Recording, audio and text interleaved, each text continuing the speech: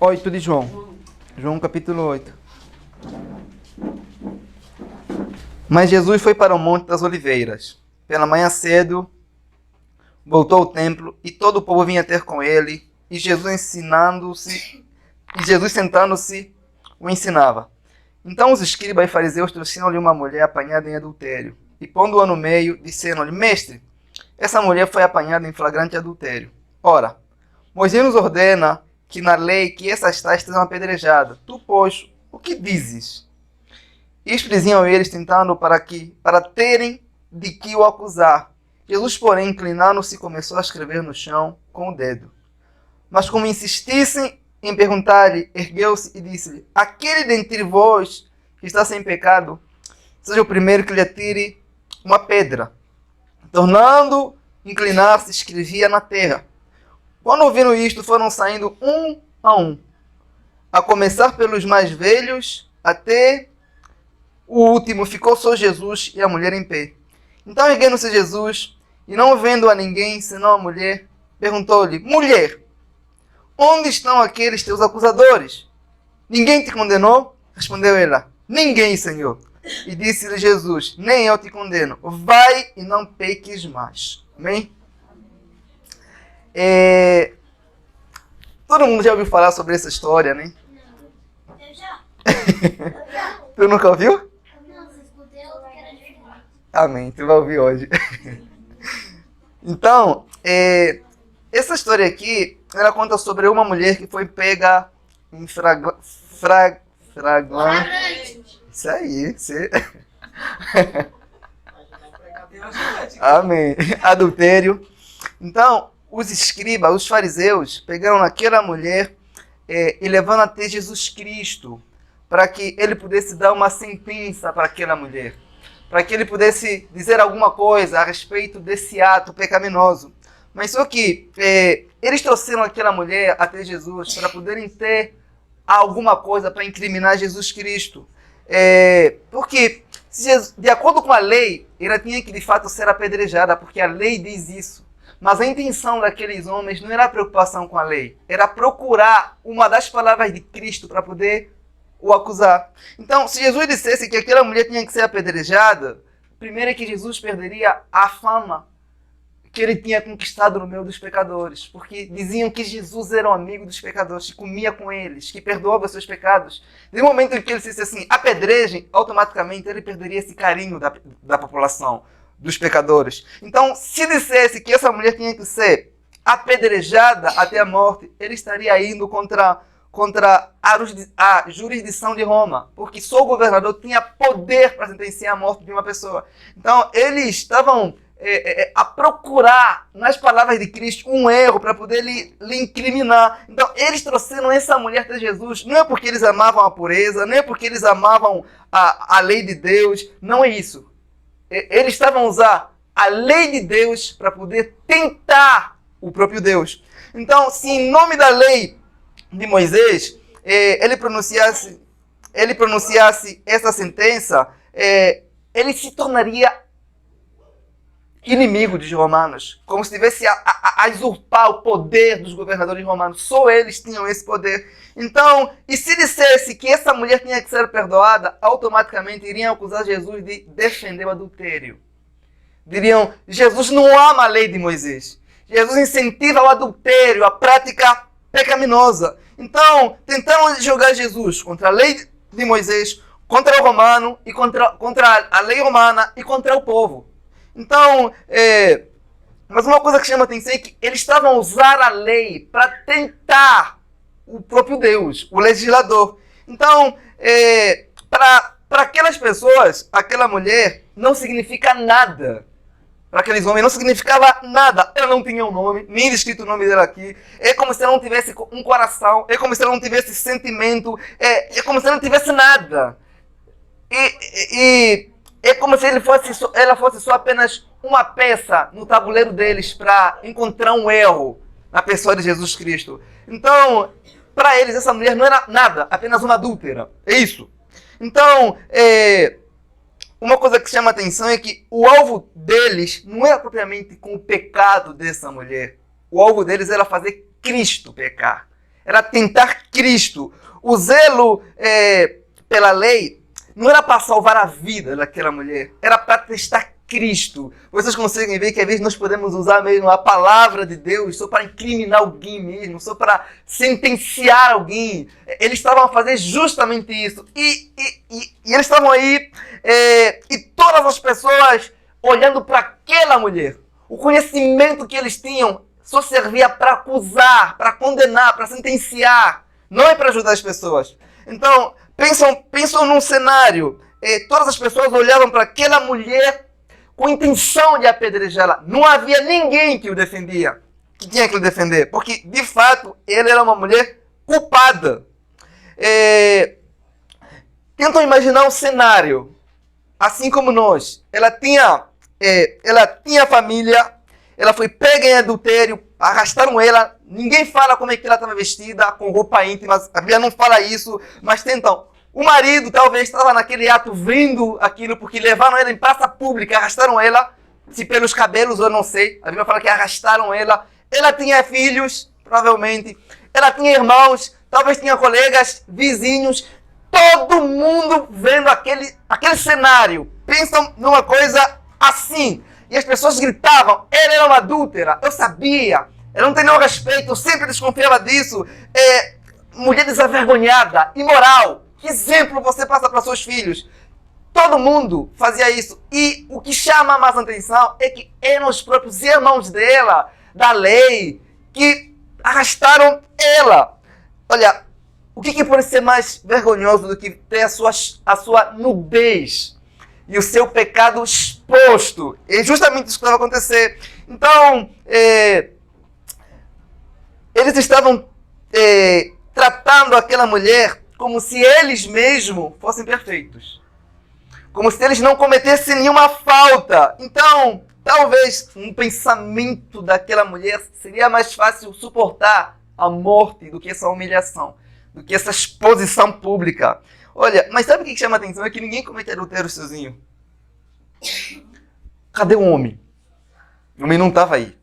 Ninguém adultera sozinho. Talvez esse ato era uma coisa tão vergonhosa que talvez, provavelmente, eles tenham com medo de chegar próximo do homem e ele se vingar. Ou revidar com alguma coisa. Eles pegam a mulher e no verso 4 diz assim: disseram-lhe, mestre, essa mulher foi pega, foi apanhada em flagrante adultério. Eles não estavam a mentir. Eles não estavam a inventar. Ela realmente foi pega. E a lei sim, misericórdia. Para a lei não há exceção, não há outra oportunidade. Você descumpriu, você tem que quê? Tem que morrer. E a própria lei em Êxodos, no capítulo 20, ela proíbe. Êxodos 20, verso 4, não quê? Não adulterarás. E em Levíticos, o próprio Deus, ele estabeleceu uma punição para o adultério. Levíticos 20, verso 10, diz assim: o homem que comete adultério com a mulher do seu próximo deverá quê? Morrer. O homem que comete adultério deve morrer. Ele é cúmplice. Deuteronômio 22, 22. Se um homem for pego em flagrante adultério, deitá-lo com uma mulher de outro homem, os dois deverão pagar por esse delito com pena de quê? De morte. Então Deus havia estabelecido essa lei para manter o seu povo puro, para purificar, para evitar a imoralidade no meio do seu povo. Olha,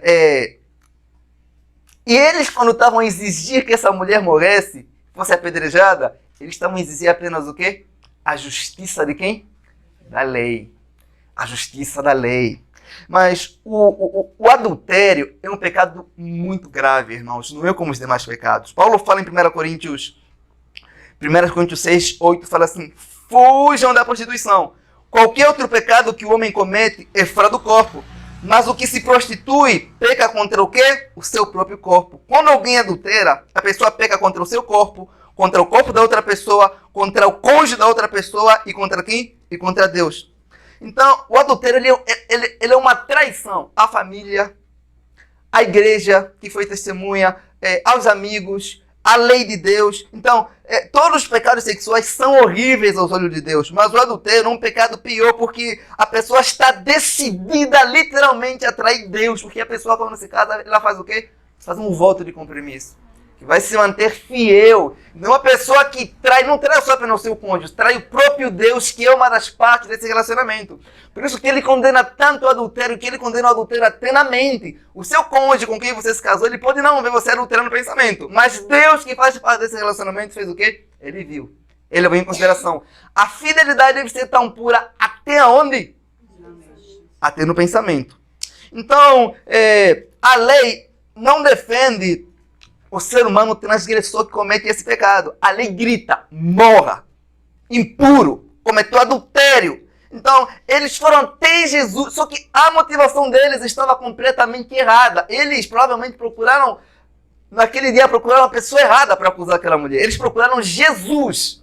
No verso 6 fala assim, diz assim, isto diziam eles, tentando para terem o que o acusar. Eles só estavam a fazer essa pergunta para acusar Jesus. Jesus, porém, inclinando-se, começou a escrever no chão com o dedo. Enquanto eles questionavam, Jesus não deu ouvido ao que eles diziam.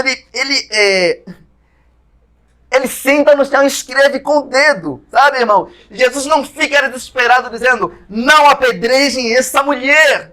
Jesus não disse isso. Ele meio que não deu atenção, escreveu no chão. No verso 7 diz assim, mas como se insistissem em perguntar, ergueu-se e disse, aquele dentre vocês que está sem pecado, seja o primeiro que lhe atire a primeira pedra. Ele disse isso e sentou de novo no chão e começou a escrever.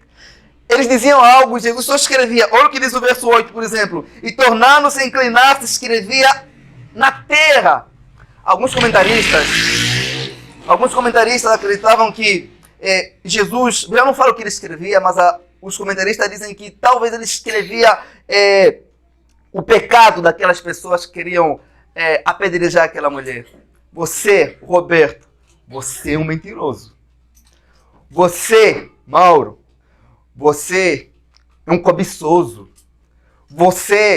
As pessoas começaram a ver aquilo e a Bíblia diz que eles começaram a se retirar. E Jesus talvez poderia expor publicamente tudo que aquelas pessoas faziam em secreto, porque Jesus sabia disso. Jesus poderia falar, olha, você fez isso, você fez aquilo. Mas eles que foram lá para acusar aquela mulher, acabaram sendo acusados pela própria consciência. Sabe, na lei diz assim que se você pega uma pessoa que cometeu adultério, você deve tomar a iniciativa de apedrejar aquela pessoa. E as demais pessoas devem ajudar você a apedrejar. Jesus está dizendo, vocês que pegaram ela, por que você não fazem isso? Jesus não disse que essa mulher era inocente, porque ela não era inocente.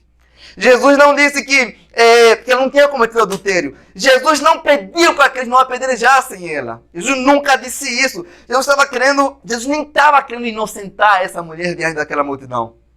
Porque ela não era inocente. Jesus estava dizendo assim, olha, se a lei manda apedrejar, por que vocês não fizeram isso ainda? Apedrejem ela. Mas antes, mudem o vosso foco. Antes disso, vocês devem mudar o vosso foco. Todos os vossos olhos estão sobre ela. Mas vocês já olharam para dentro dos vossos corações? Vocês estão usando a lei para analisar a vida dela. Vocês já usam a lei para analisar como está o vosso coração?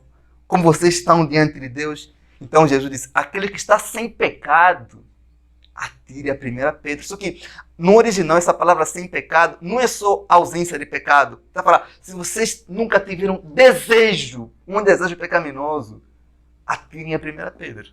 Então eles ficaram meio que inquietos. Então, infelizmente, né, eles estavam diante de Cristo Jesus, mas ao invés de confessarem os seus pecados, eles estavam a confessar o pecado da outra pessoa. Mas eles também tinham seus pecados. Então, vemos que eles eram depravados também. A gente vai ver que os mais depravados sempre, às vezes, são os mais severos acusadores dos pecados de outras pessoas. E está aí Jesus questionando eles.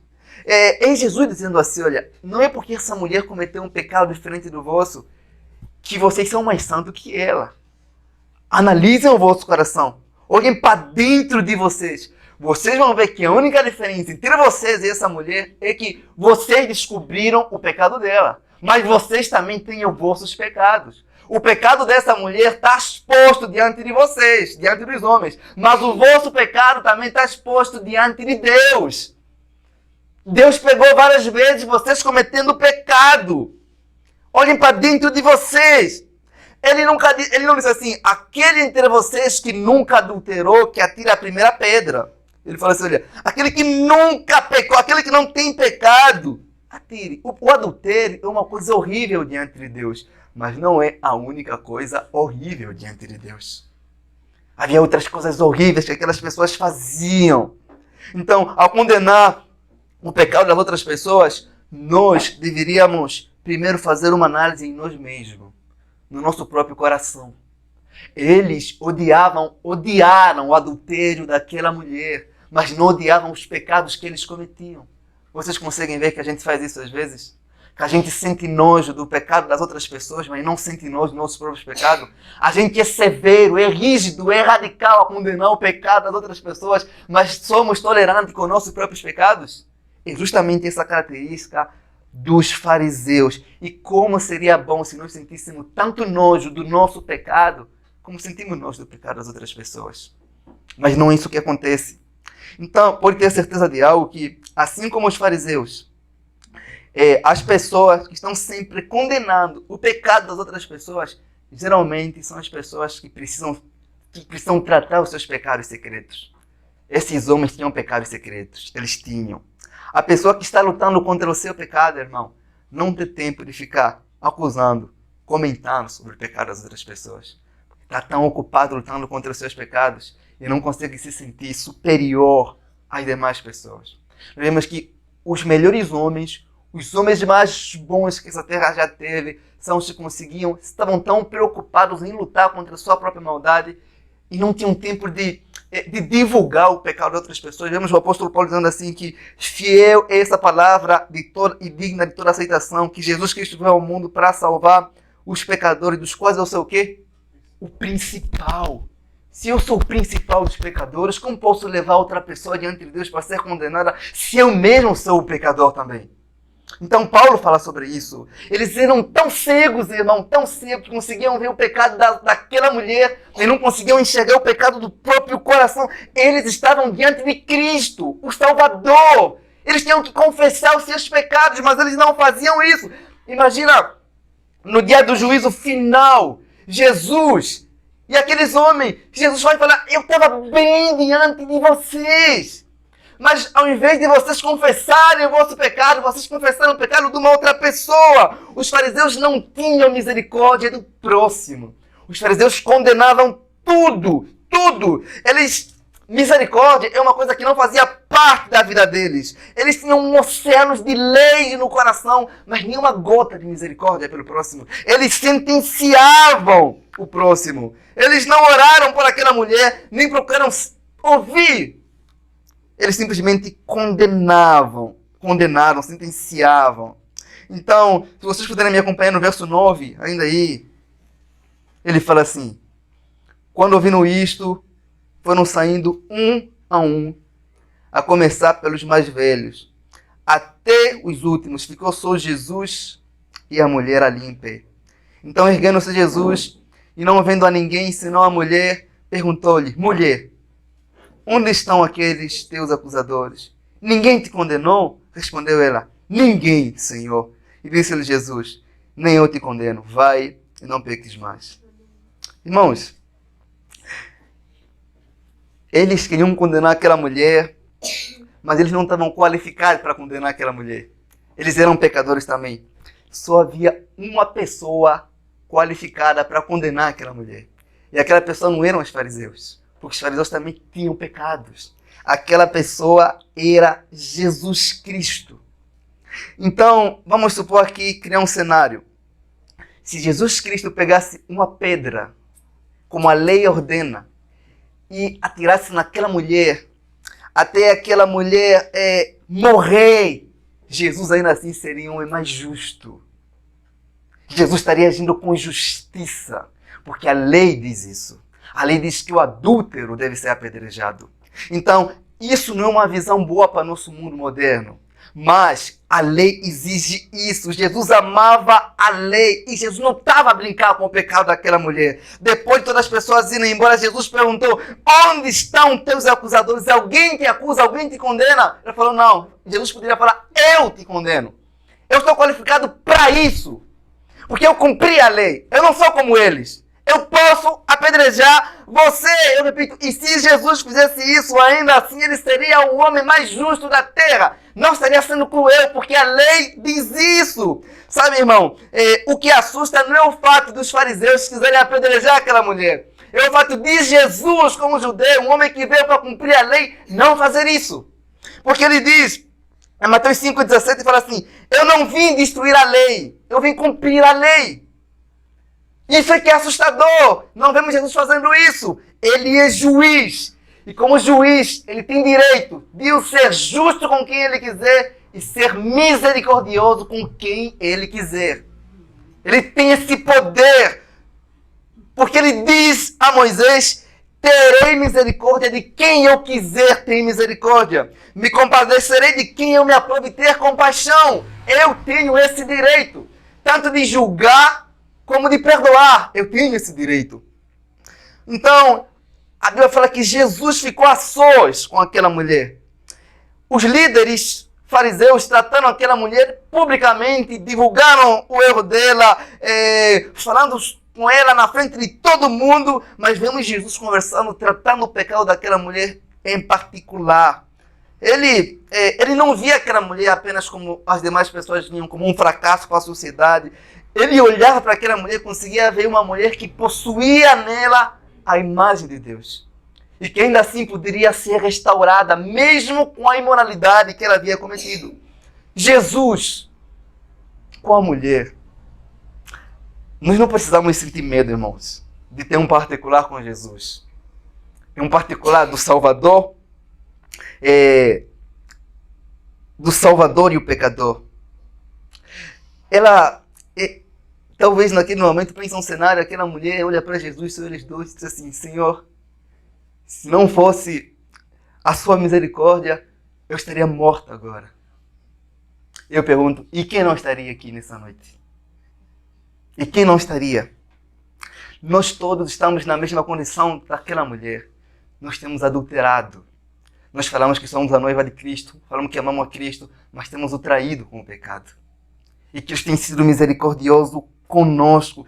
Todos nós estamos na condição daquela mulher de pecadores diante de Deus.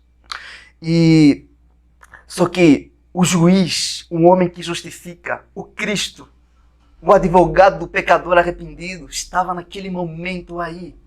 O profeta Isaías diz: perto está o que me justifica.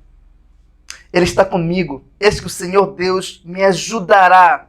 E quem é que vai me condenar? Olha, se Cristo não nos condena, não precisamos temer a condenação de nenhum homem. O único veredito que importa é o dele. Se nós estivermos dentro de um tribunal, se vocês forem para um tribunal e tiver muitos fatos contra uma pessoa, muitas provas contra uma pessoa, ainda assim aquelas provas não são suficientes para se condenar aquela pessoa se o juiz declarar inocência.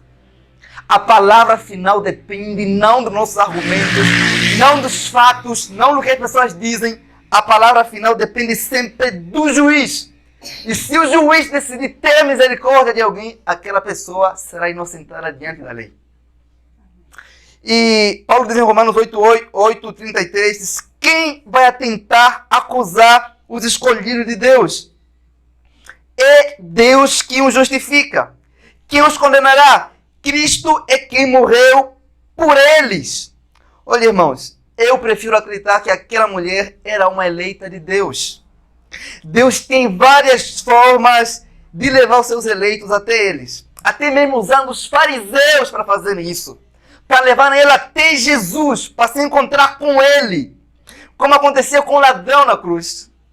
Como aconteceu com Zaqueu. Nenhum eleito morre sem ter um encontro com Cristo Jesus.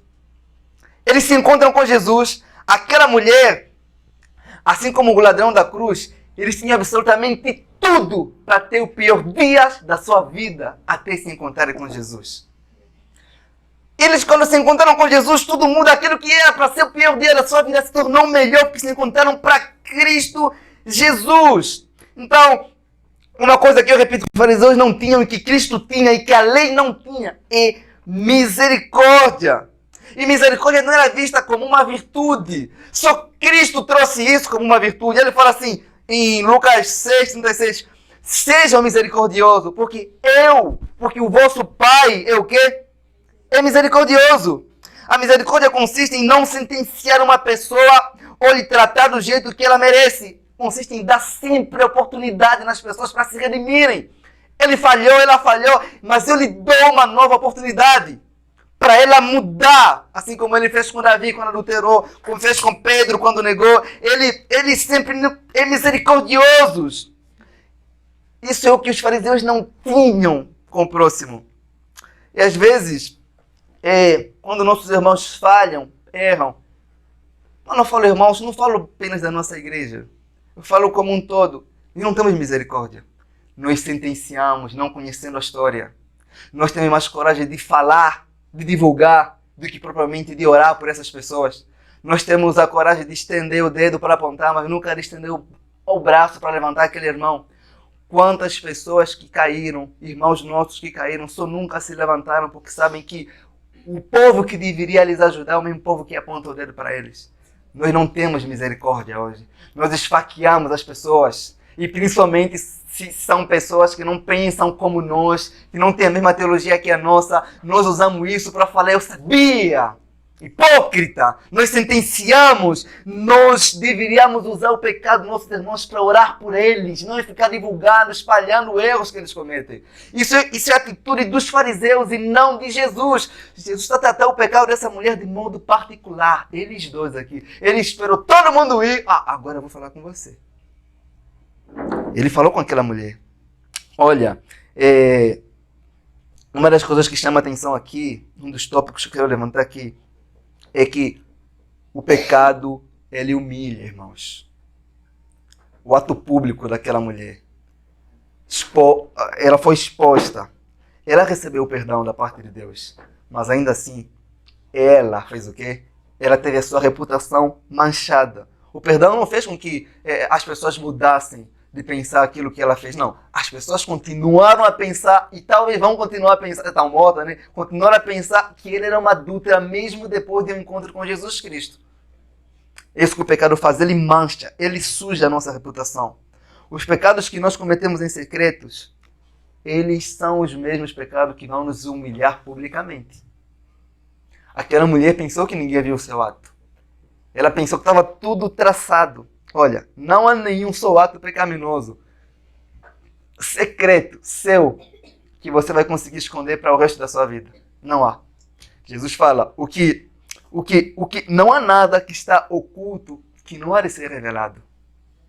Hoje você, como aquela mulher, talvez esconde um pecado secreto que você pensa que ninguém sabe. Mas Deus sabe. Deus sabe. Quando nós ocultamos os nossos pecados, o próprio Deus revela nossos pecados. Mas quando nós revelamos o nosso pecado, o próprio Deus oculta. A única forma de ocultar o nosso pecado é por meio da confissão, da revelação. Olha, Deus às vezes, ele revela o pecado dos seus eleitos mesmo. Não é para a sua humilhação apenas, mas é para a sua restauração. Olha, e se aquela mulher não tivesse seu pecado revelado, ela continuaria na prática do adultério. Continuaria. Aquele homem, o esposo dela, o homem que adulterou com ela, ele se ocultou. Mas não teve encontro com Cristo Jesus. Se levassem os dois teriam encontro com Jesus. Mas o homem que resolveu se ocultar, perdeu esse privilégio, perdeu essa honra de se encontrar com Jesus. Uma coisa é, Deus nunca deixa os seus eleitos pecar em paz. Deus nunca deixa os seus eleitos continuarem a viver uma vida de pecado e secreto. Deus prefere revelar mesmo o pecado dos seus eleitos para a sua humilhação, para que por meio dela eles venham ser restaurados, o que lhes permitir caminhar em direção do abismo, sem ninguém saber nada. Olha, se você pecar, se você ocultar os seus pecados diante de Deus, não se surpreenda quando Deus revelar os seus pecados diante dos homens. Porque isso pode acontecer. Você não é tão esperto como você imagina, não. Não pensa isso. Não pensa. Essa mulher tinha premeditado tudo. Ninguém poderia saber. Diz o ímpio, ninguém vê, ninguém sabe, né? Às vezes, olha, eu repito, né? A forma de Deus restaurar alguém é revelando o pecado dessa pessoa. E a gente vê nas escrituras que os eleitos sempre, Deus revela os pecados deles. Quando Davi pecou, ocultou, Deus levantou um homem, apontado o dedo nele, apontar o dedo do rei, você pecou. Quando Acã pecou, Deus levantou um homem também, ele para revelar o pecado dele.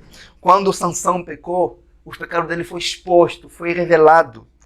Quando Adão pecou, ele ficou com vergonha e Deus revelou o pecado dele para todo mundo saber. Quando Ananias e Safira pecaram, Deus revelou o pecado deles também. Se você, de fato, é um eleito de Deus e vive em pecado secreto, uma hora ou outra, Deus vai revelar o teu pecado. Então eu te dou uma sugestão minha, irmão. Revele o seu pecado diante de Deus. Chame alguém, conversa, não oculte o seu pecado.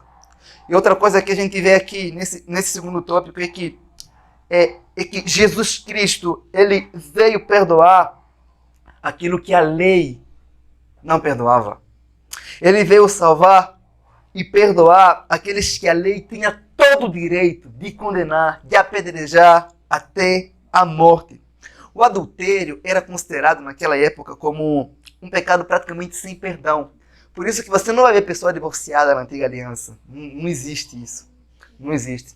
Aí você adulterou, quer o divórcio, tudo bem. Você vai ter o divórcio, entendeu? Você nem vai ter tempo de assinar os papéis. Porque o adultério era visto como uma desonra grande a Deus, à família, até mesmo ao Estado. É como se a pessoa que tivesse cometido adultério tivesse atingido o padrão mais grande, mais alto de imoralidade. Aqui ele mostra que quando ele surge, o Jesus surge, ele fala assim que aqui eu trouxe para vocês um perdão até para essas pessoas. Há perdão para essas pessoas. Esse texto que nós lemos aqui, ele mostra que há perdão, é que a graça de Deus afeta até aqueles que a sociedade considera como os mais imorais, que não merecem perdão, que precisam morrer. Sabe quando você vê uma pessoa que cometeu um adultério, ou uma pessoa que cometeu um assassinato, nós falamos, você tem que morrer, você tem que morrer, você tem que morrer, você tem que morrer. É justamente o que acontecia aí. Mas Jesus Cristo veio para salvar também essas pessoas. Por isso que ele diz assim em João 3,17, diz que Deus enviou o seu Filho ao mundo, não para o condenar o mundo, mas para que o mundo fosse salvo por meio dele. Na sua primeira vinda, ele não veio para condenar o mundo, ele veio para salvar o mundo. E quando ele voltar, ele vai levar aqueles a que ele salvou e vai sentenciar tudo. Então, ele veio nos ensinar que a lei que veio por meio de Moisés, ela condena até os melhores homens, como os fariseus que jejuavam, dizimavam e faziam um monte de coisas boas. Mas a graça e a verdade que veio por meio de Jesus, ela é poderosa para salvar até a pessoa que comete aquilo que é a pior coisa na sociedade. Eu estava lá, a esperança para essas pessoas. Eu vim trazer esse ensino que é a esperança para o pecador. Ainda que a cidade inteira tenha provas contra essa pessoa, se tiver um encontro comigo, há perdão para essa pessoa. Não importa os fatos, não importa nada, se o pecador se arrepender, tiver um encontro com Jesus, ele perdoa. A esperança. O apóstolo João diz assim, meus filhos, essas coisas eu vos escrevo para que vocês não pequem, mas se alguém pecar, temos um advogado para com o Pai, Jesus Cristo. Se alguém crer nele, ele se torna o defensor daquela pessoa e não o acusador. Ele defende mesmo. Não importa quem esteja contra você, se você crê nele, ele defende, ele nunca perdeu uma causa. Eu não sei se vocês já leram, já ouviram essa música, o meu advogado, né? Advogado fiel. Ele não perde uma causa. Nunca que Cristo lamentou que um pecador estivesse num grau de imoralidade tão alto que ele não pudesse defender. Ele, de fato, é o advogado fiel dos pecadores arrependidos. Ele defende, irmãos. Olha, uma das características da lei é que a lei não dá a segunda oportunidade.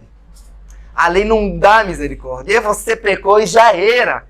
Jesus está trazendo um novo ensino de oportunidade, a esperança, a mudança.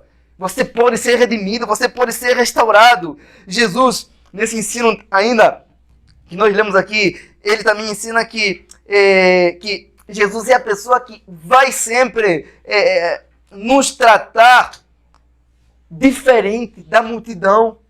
Jesus é a pessoa que ele olha para nós de forma diferente. O olhar de Jesus para nós é sempre um olhar de misericórdia.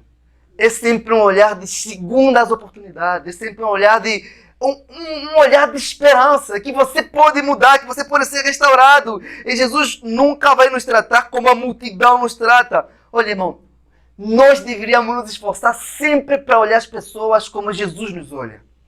Com misericórdia, com graça. Olha como ele olhou aquela mulher. Ela tinha tudo para ser condenada. Mas nós não olhamos as pessoas assim. Nós falamos e depois ainda soltamos um. Eu já desconfiava. Eu sabia. Ele nunca me enganou. Eu sabia mesmo. Hipócrita. Nós soltamos sempre esses. Mas Jesus não é assim. É uma pena que nós somos muito diferentes do nosso mestre. Ele é um mestre misericordioso. Vocês podem ver no verso 11. Ele diz assim: respondeu ela, Senhor. Respondeu ela, ninguém, Senhor. E disse-lhe Jesus, nem eu te condeno. Vai e não peques mais. Sabe, irmãos, no verso 11, ele diz assim, não pense, ele diz, vai e não comete mais o mesmo pecado. Não peque mais. A gente às vezes pensa que o perdão de Deus, o perdão faz com que a pessoa continue cometendo pecados. Mas não é isso que Deus está ensinando aqui. Jesus, quando ele disse, perdoou aquela mulher, não é que ele estava fazendo descaso do adultério, ou não levando muito a sério o pecado do adultério. Não. Na Bíblia, ninguém pregou tanto contra o adultério como Jesus Cristo pregou. Em Mateus 5, no verso 25, ele diz assim, ouviste que foi dito, não adulterarás. Eu, porém, vos digo que todo aquele que olhar para uma mulher para cobiçar, já em seu coração cometeu adultério com ela. E se o teu olho direito te faz tropeçar, arranque-o, lança-o de ti. Jesus, ele era contra o adultério, que ele disse, olha, a lei diz que se você se unir, ter relações com outra pessoa é adultério. Mas eu falo, se você cobiçar aqui, você já cometeu adultério. Ele abominava os pecados. Então, a gente às vezes lê essa passagem e a gente pode pensar que Jesus não se importou muito com o pecado daquela mulher. Não, ele se importou. Ele tanto que se importou que ele estava dizendo assim, olha, é como se ele dissesse assim, você foi tratada com misericórdia hoje. Sabe por quê? Porque eu serei tratado com justiça no seu lugar. Assim como aquela mulher, ele estava anunciando antecipadamente, eu tratei ela dessa forma, o seu sacrifício. Não apedrejaram você, não estrangularam você, como a lei diz, mas falaram isso comigo, em seu lugar. Então, ele não condenou aquela mulher naquele momento, porque ele veio justamente para ser condenado no lugar do pecador, que crê nele, que acolhe ele. Ele não estava varrendo o pecado por baixo do tapete, apenas estava antecipando o derramamento do seu sangue, o seu sacrifício, a sua substituição. Essa é a solução de Deus para o pecado. Não é ignorar, não é minimizar, mas é pegar no pecado do seu eleito e atribuir a si mesmo, de modo que ele seja condenado por meio dele. Jesus, o perdão para aquela mulher não custou nada, mas custou a vida dele na cruz. Ele estava anunciando antecipadamente o seu sacrifício, porque o profeta Isaías, no capítulo 53, no verso 4, ele fala assim, verdadeiramente ele tomou sobre si as nossas enfermidades e carregou com as nossas dores, e nós o reputamos como aflito e ferido de Deus e oprimido, mas ele foi ferido por causa dos nossos pecados, esmagado por causa das nossas iniquidades. O castigo que nos traz paz estava sobre ele. Então, ele estava eu serei tratado com justiça no seu lugar. Eu serei estrangulado, porque a lei diz que o adúltero deve morrer, mas não diz apenas que é por meio do adultério. Havia outros meios de estrangulamento. E essa sentença da lei foi toda imposta a Cristo. Não condenarei você, porque eu serei condenado por você. Isso que ele estava anunciando. Então, Jesus não anulou o pecado dela, dizendo assim, olha, quer saber, não se preocupa, vai, segue sua vida como se nada tivesse acontecido. Não, ele fala assim, olha, eu sei que você fez coisas más. Eu sei que tudo que disseram sobre você é verdade. Essas pessoas não estavam aqui a fingir. Essas pessoas não estavam aqui a inventar uma coisa que não aconteceu. Aconteceu, eu não sou bobo, eu sei que aconteceu. Mas vai e não peques mais. Há esperança para você. Eu lhe dou hoje uma nova oportunidade. Uma nova oportunidade, um novo estilo de vida. Olha, e talvez aquela mulher olha para Jesus e questiona, por quê? Senhor, por quê? Tinha provas, tinha fatos contra mim. Por que tu me tratou assim? Eu sou pecadora. É como se aquela mulher olhasse para Jesus e dissesse, olha, se não fosse o Senhor, eu estaria morto. Ele disse, eu sei. E se esse povo matasse você? Ele estava sendo justo, porque a Bíblia diz que o salário do pecado é o quê? É a morte. Eu sei. Então Jesus estava falando, você viu o que o seu pecado pode causar em você? Você viu isso? Vai e não peques mais. Não cometa mais esse pecado. E o fato de Jesus ter dito que não condenava aquela mulher naquele momento, isso não quer dizer que ele não condenava o adultério. Ele condenava. Estava perdoando o pecador, mas condenando o pecado dele. Eu condeno o que você fez, mas eu perdoo você. Não volte a fazer isso. Jesus não diminui a gravidade do pecado daquela mulher. Ele não disse que ela era inocente. Ele não disse que o pecado não tinha importância. Mas ele estava dando uma nova oportunidade. Vai. Faça diferente. Mostra que você foi perdoada. Você lembra quando Jesus curou aquele homem? E Jesus falou assim, olha, eu curei você. Você está assim hoje porque por causa de pecados que você cometeu. Eu curei você. Vai, não peques mais. Para quê? Para que não te suceda coisa pior. Você compareceu diante do tribunal dos homens. Eu pude livrar você agora. Mas haverá um dia que se você não se arrepender, você vai comparecer diante do tribunal de Deus. E ninguém vai livrar você. Você não vai ter como escapar. Mas Jesus, com palavras doces, ele fala, levante a cabeça. Você foi perdoado. Vai. Não faça mais isso. Uma nova história para você, para você. E você deve agir como uma pessoa perdoada. Porque a quem ele perdoa, ele transforma também. Onde o pecado é perdoado, o coração é transformado também. O Senhor nunca oferece uma coisa pela metade.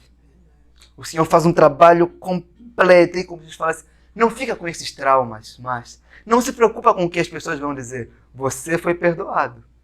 Isso, você foi perdoado, não vai tirar o seu nome na boca das pessoas. Você, diante das pessoas, você ainda é adúltera. Mas diante de Deus, você foi inocentada. Foi perdão para você. Isso nos ensina aqui, irmãos, que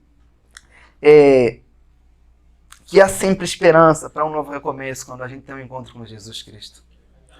Há esperança. Há esperança. Há sempre esperança. Olha, é como se Jesus falasse assim, olha, o seu passado não vai mudar. Mas você pode fazer algo diferente hoje, com o seu presente, com o seu futuro. O Senhor nunca prometeu que poderia mudar o nosso passado. Nunca. Mas Ele fala, há esperança para você. A graça é poderosa para te capacitar a fazer mais coisas boas no presente do que as coisas mais que você fez lá atrás. Então vai e não peques mais. Amém, irmãos? Vamos orar ao nosso Deus.